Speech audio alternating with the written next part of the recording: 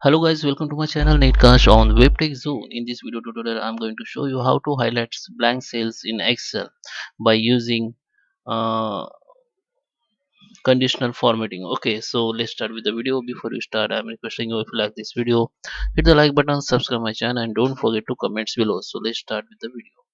So here you can see I have the demo sample data, and you can see that I have data in my data. I have the blank cells and rows.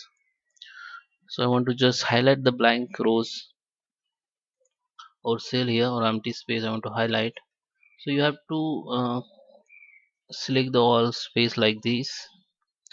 Don't select like this, okay? Because if you select like this, like from A to C, then below data, space also highlighted will be highlighted. So just select your first from first cell to, like, you can scroll by using mouse. Okay, now you have to go in data home and in the conditional formatting, and here you have to create a new rules and click the format only cells.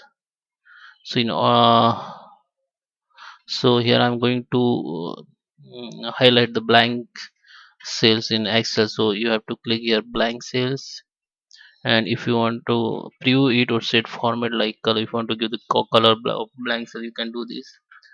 The format, you have to click format and click on fill and click the color like this. Okay, so you have select the color, click OK, then click OK. So you can see the blank cell has been highlighted now.